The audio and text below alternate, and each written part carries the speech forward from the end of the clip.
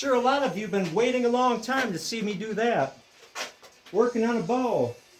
Actually working on a bow. I'm putting together, finally, now that I have time I can do such things, a package for one of our longtime viewers, and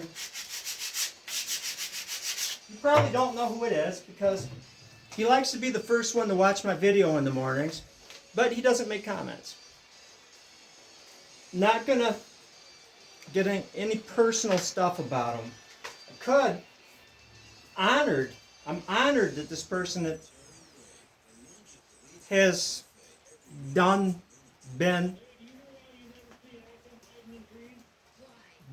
did stuff that we could only dream about, us mere mortals, but not gonna let the cat out of the bag. Anyway, out of respect, I am putting together this one for him.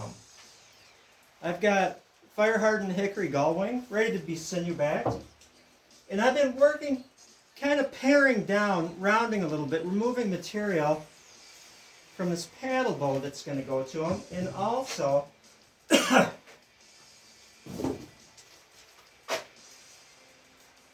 this rounding sanding block. And I've really discovered the joys of using 60 grit on this in conjunction. If you do some sanding, definitely get one of these rubbery erasing blocks for orbital disc sanders and sandpaper, because you get stuff built up and you can erase the stuff that gets stuck in the treads. It's wonderful, and it prolongs the life of the sandpaper, and it just helps. Now what I've done, I've got this blank, and I wound up just kind of beveling the edges, just removing stuff, kind of rounding the handle a little bit, just to aid them in using one of these things with 60 grit.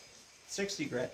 And you really don't even need, if you're going to rawhide back it, go beyond the 60 grit. You really don't. It helps the glue tight bond, let's say tight bond 3, which is excellent stuff.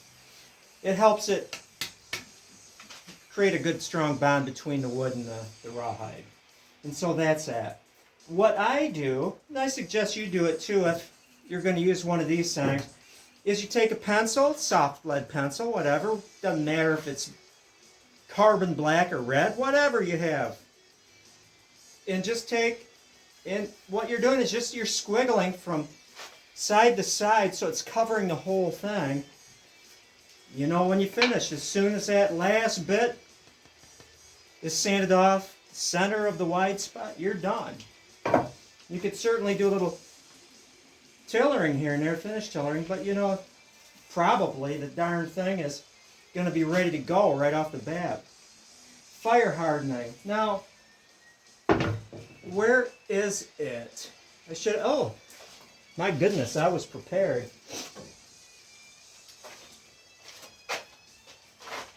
At least take like this is a 2x6. You know, and what I do, because when you fire harden it, it kind of shrinks the belly and you're going to get some deflex. You want to get some reflex in there. And I cut it like this.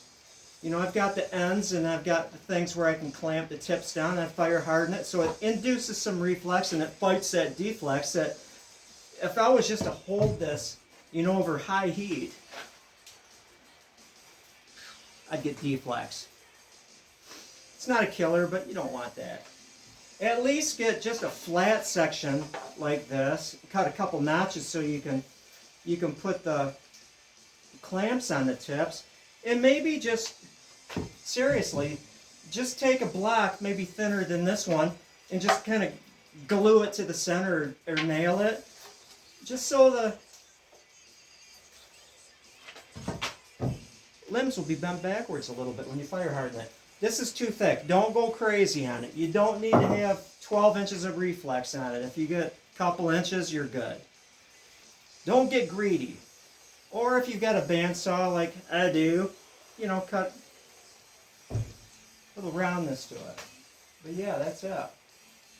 Now the deal is, I'm going to talk about Newell's bow. And I'm talking about these two. The dealio is, and I kind of mentioned it in the beginning here. And I'm just kind of busting at the seams to, you know, explain what went on, but I'm not going to. Let's just say that this person deserves me just to send these things to them.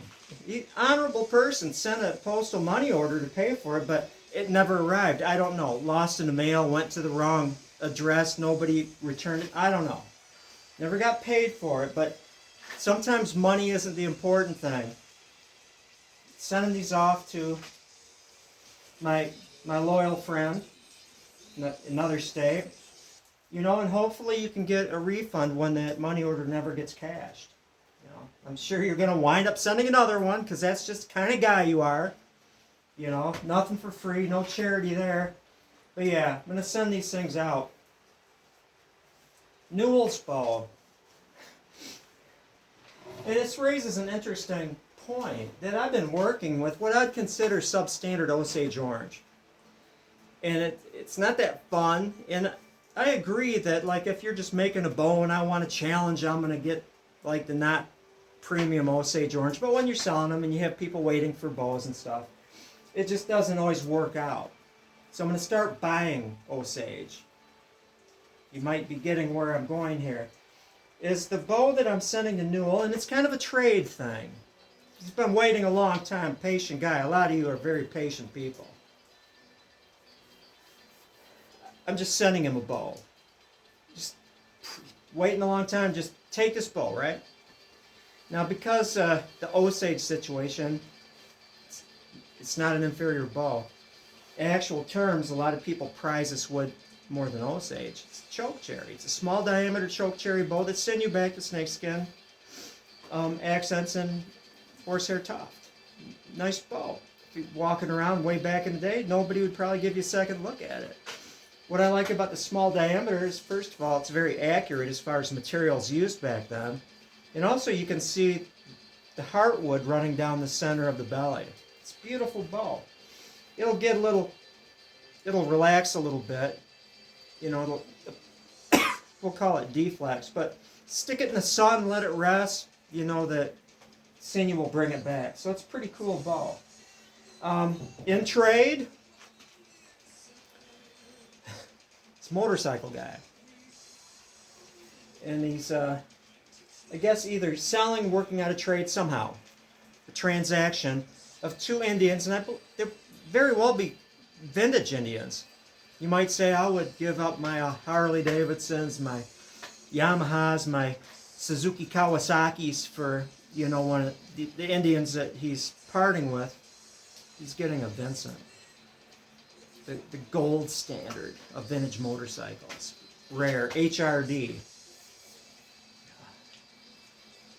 Vincent Black Shadow was probably the first superbike. You're talking way back, what, in the 50s?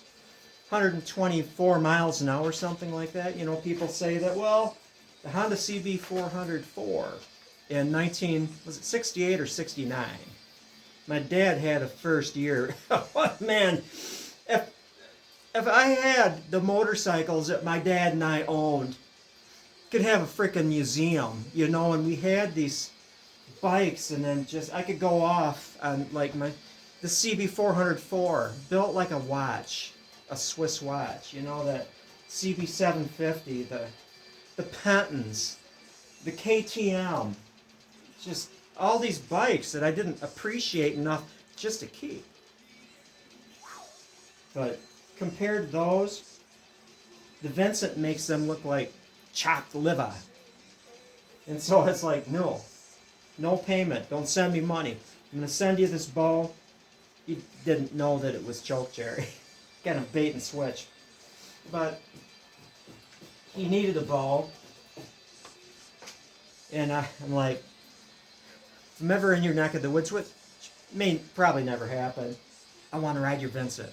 And I get it. If I actually showed up at his doorstep when he gets this beautiful bike, you know, I'm not going to push it. You know, I would be nervous letting some yahoo, some goofball, in an E4 Mafia shirt, you know, ride my Vincent. I don't even know how many are left in existence. But if I can just sit on it and make motor sounds, that would make my day.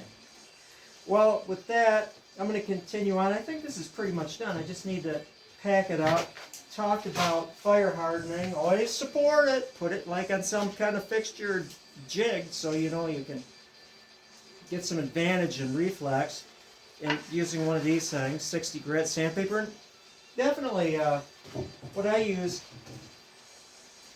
is this stuff. Anyway, that is all.